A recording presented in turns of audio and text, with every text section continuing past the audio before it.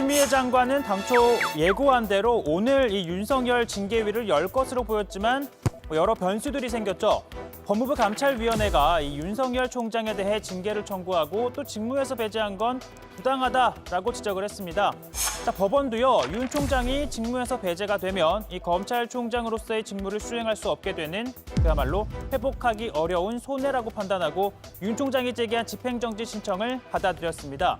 그리고 윤 총장 측에서도 아직 징계 기록도 보지 못했다며 연기를 해달라고 요청을 했죠. 자, 이에 법무부 충분한 절차적 권리와 방어권 보장을 위해서라며 윤 총장의 요청을 받아들인 겁니다. 자, 징계위를 미룰 수밖에 없었던 또 다른 또 현실적인 이유로는요, 고기영 차관의 사표입니다. 법무부 차관은 장관과 함께 징계위에 참여하는 당연직 위원인데요. 자, 그런데 이 추 장관이 징계를 청구한 당사자이기 때문에 징계위에서 빠지게 되고 고 차관이 위원장 대행을 맡을 상황이었습니다. 자, 차관이 공석이 되면서 징계위를 여는 게 어려워졌다는 것이죠. 그러다 보니 고 차관이 징계위를 막기 위해 사표를 썼다라는 얘기도 나오고 있습니다.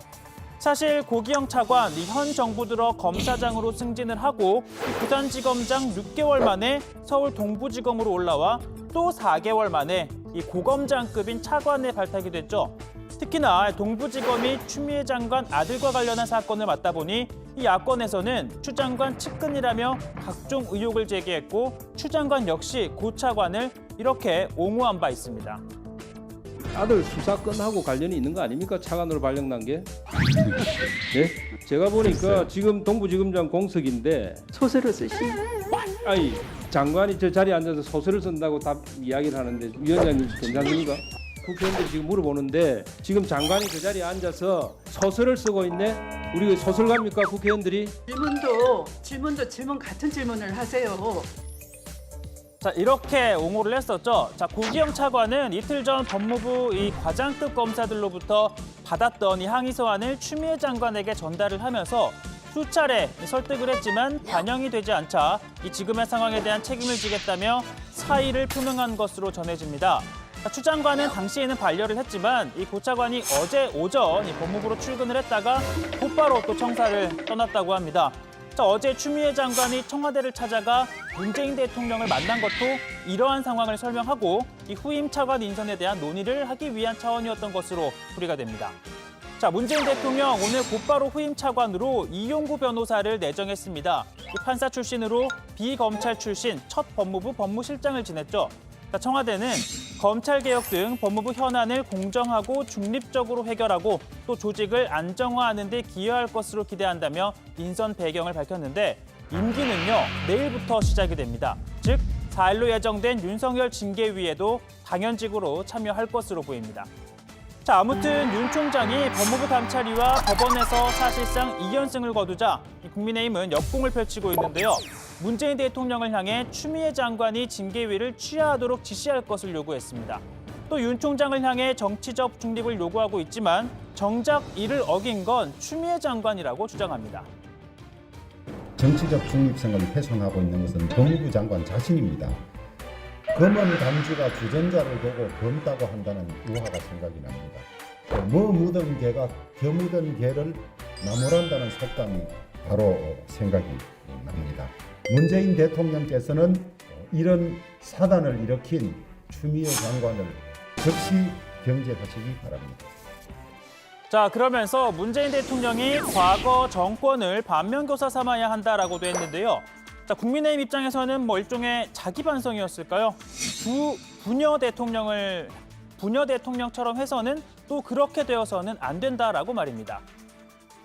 1979년 박정희 정권의 몰락은 고집스러운 정치 권력이 야당 총재 김영삼의 의원직을 박탈하는 데서부터 폭발되었습니다.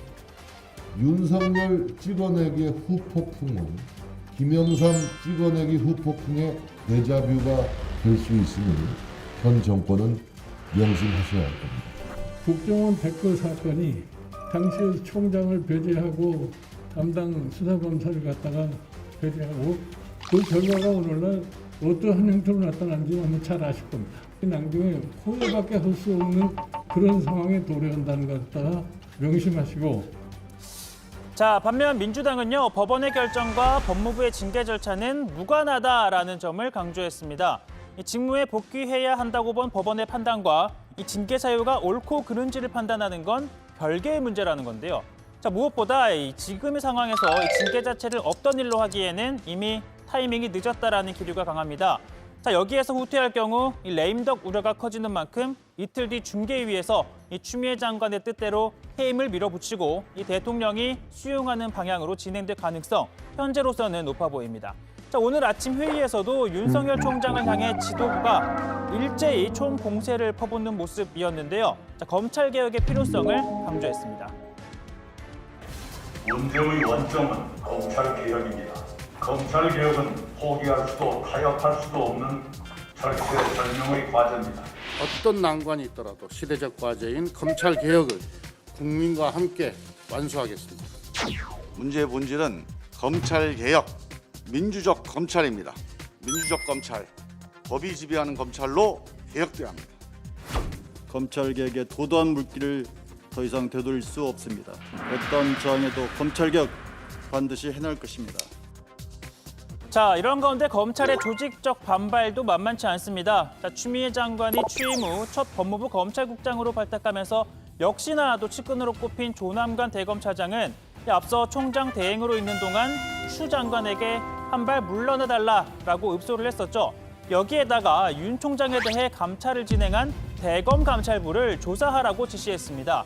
대검감찰부가 판사 사찰 의혹 등을 추사하겠다며 진행한 압수수색 과정에서 인권을 침해하고 또 절차를 위반했다라는 진정이 접수됐기 때문인데요.